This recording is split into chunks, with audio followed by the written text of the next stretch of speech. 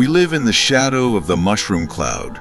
We live in an age where a single button press can turn entire cities into dust and ash and poison the air we breathe for centuries. The nations of the world are hoarding nuclear warheads, building stockpiles that can destroy the Earth 10 times over. We call this mutually assured destruction, or MAD, a terrifying stalemate that keeps the world on edge. But while the military generals plan for World War III, and the scientists adjust the hands of the doomsday clock, the Muslims are looking at a prophecy from 1400 years ago, a prophecy that describes the aftermath of a weapon we fear. The Prophet Muhammad, peace be upon him, gave us a vision, a specific detail about the Great War of the end times. He did not use the word nuclear or radiation or chemical, but he described a scene that fits the definition perfectly. He spoke about a bird flying over the battlefield, an innocent creature trying to cross the sky above the armies, and he said it will not pass the flanks of the army before it drops dead onto the ground. This is found in the authentic narrations describing Al-Malhama, the great slaughter that will happen before the Day of Judgment. Why would the prophet mention a bird specifically? And why would a bird fall dead just by flying over an area? In the time of swords and arrows and spears, a bird flying overhead is completely safe from the fighting. An arrow cannot reach the height of a migrating flock, and a sword certainly cannot strike the sky. So for centuries, the scholars read this hadith with wonder. They accepted it as a miracle or a metaphor. But today we look at this text with shivering hearts, because we know exactly what invisible force kills the birds. We know that when a nuclear weapon is detonated, or when a massive chemical weapon is released, the air itself becomes a toxic ocean of death, filled with radiation and shock waves and poison gas. The zone of death extends far above the ground. Any living thing that enters that airspace is doomed. The bird is not hit by a bullet or a stone. It is hit by the very atmosphere it is flying through.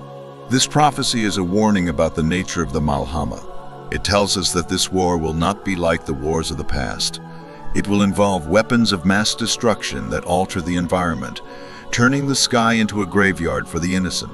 To understand the context, we must look at the timeline. The prophet, peace be upon him, described the events leading to this. He spoke of a peace treaty with the Rum or the Romans, a strategic alliance between the Muslims and the West. They will fight a common enemy, and they will be victorious. But then the great betrayal will happen suddenly. The Romans will break the treaty and gather for the invasion, coming under 80 flags with nearly 1 million soldiers. They will descend upon the lands of the Middle East, specifically in the region of Syria near Dabiq or Amak. And the Muslim army will come out from Medina to meet them, composed of the best people on the face of the earth. This is when the Malhama al-Kubra begins. The fighting will be so intense that history has no parallel. The prophet described the casualties with terrifying numbers. He said 99 out of every 100 combatants will die. Imagine looking at a battalion of 100 friends and knowing that by the end of the week, only one of them will be left standing alive. This is a level of carnage that suggests total annihilation. And this brings us back to the mystery of the bird. If 99 of the people on the ground are dying and the birds in the sky are dropping dead, we are looking at a weapon that wipes out all biological life. There's another fascinating angle to this prophecy. Some scholars suggest this indicates an MP event, an electromagnetic pulse that fries all technology, which might explain another confusing part of the hadith. The prophet, peace be upon him, mentioned horses and swords. He said they will hang their swords on the olive trees, and he described cavalry charging on horseback. How can we have horses in the age of F-16 jets? Perhaps the weapon that kills the bird also kills the tech. Maybe the nuclear detonation creates an MP shockwave that renders all modern tanks and planes useless, forcing humanity to go back to the primal warfare of steel. Or perhaps the mention of swords is the language of the time, used to describe weapons of war to the companions. But the falling bird is a detail that cannot be metaphorical. It is a biological fact describing a contaminated zone. We saw a preview of this reality in history when the reactor at Chernobyl exploded in 1986. Birds flying miles away from the fire fell from the sky. Their small bodies could not handle the radiation spike. We saw it in the First World War with chlorine gas, when entire flocks of birds would suffocate mid-flight, falling into the trenches where the soldiers lay dying. The prophet saw this reality 14 centuries ago. He saw the invisible death that mankind would invent. He saw the sky turning into a weapon against us, and he warned us about the location and the scale, so that the believers would be prepared spiritually. The battle itself will last for 4 terrible days. On the first day, the Muslims will send a battalion who will swear a pledge not to return unless victorious, but they will all be annihilated by the evening. On the second day, another battalion will go out, swearing the same oath of death or victory, and they too will be completely wiped out. The piles of bodies will grow higher and higher. On the third day, the same tragedy repeats. The best warriors of the Ummah sacrifice themselves, holding the line against the 80 flags of the enemy, while the air above them kills the birds. On the fourth day, the remaining Muslims will charge, and Allah will grant victory to this final group. But it will be a victory filled with sorrow and grief, because so few will be left to celebrate it. The Prophet said, "How can an inheritance be divided? And how can a warrior rejoice over the spoils when he looks around and sees his entire tribe dead, when the family tree has been cut down to one branch?" This description destroys the glory of war. It shows us the ugly and radioactive reality of the end. It is not a video game where you respawn. It is a tragedy where even the sky is crying. This prophecy should humble the arrogant nations, those who threaten to press the red button today.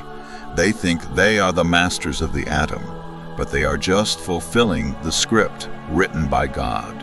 They are preparing the stage for their own destruction, gathering their armies at Dabiq for the final appointment, thinking they can extinguish the light of Allah, while they cannot even keep a bird alive in their sky. But for the believer, this story is not about fear. It is about the resilience of the human spirit. Despite the radiation and the poison and the betrayal, there is a group that stands firm and does not run. The Prophet mentioned 3 groups in this war. 1/3 will flee and run away from the battlefield. He said Allah will never forgive them or guide them because they abandoned the truth when it was hard. 1/3 will be killed and become martyrs. He said they are the best martyrs in the sight of Allah, even better than the martyrs of Badr and Uhud, because they faced the darkest trial of all time. And 1/3 will gain victory and survive, and they will be protected from all fitna afterwards. They will go on to conquer Constantinople with takbir, and they will be the ones to face the Dajjal. The falling bird serves as a barometer for the war.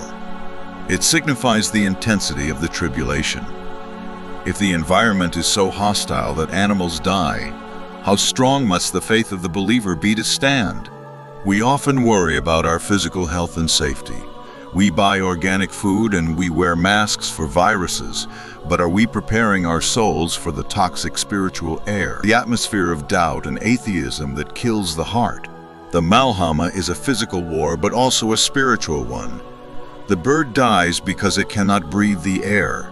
The hypocrite dies spiritually because he cannot breathe the truth. Only the one with the oxygen of Iman survives. We look at the conflicts in Syria and the region today. We see the superpowers testing their weapons there. We see the skies filled with drones and jets, and we wonder if the bird is about to fall. We wonder if the 80 flags are being stitched, and if the great betrayal is being signed in secret rooms. The puzzle pieces are moving into place slowly, and the believer watches with eyes wide open. This prophecy teaches us that technology cannot save us. The most advanced weapons in the world will kill everything, but they cannot kill the decree of Allah, and they cannot defeat the small group of the faithful. The army that survives the nuclear Malhama does not survive because they have better gas masks. They survive because Allah has chosen them to continue. to finish the story and bring justice to the earth. So do not be impressed by the aircraft carriers. Do not be terrified by the talk of tactical nukes. These are just the tools of the temporary world, destined to rust or to be buried in the sand. Focus on being among the third that stands firm, or the third that gives their life for the truth, but never be among the third that runs away, thinking they can escape death by fleeing. The bird drops dead because its time has come, but the soul of the believer flies higher than the poison.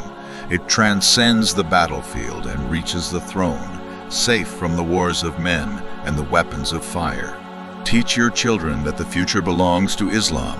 Even if the sky rains fire and the birds fall, the word of Allah will be the highest, and the kingdom of the tyrants will be the lowest. We ask Allah to protect us from the great war. We ask Him to save us from the weapons of destruction. We ask Him to grant us a faith that is unshakable and to make us among the victorious third. May Allah have mercy on the birds and the innocent, and may He punish the warmongers and the oppressors, and may He bring the day of peace and justice under the leadership of the Mahdi and the Messiah.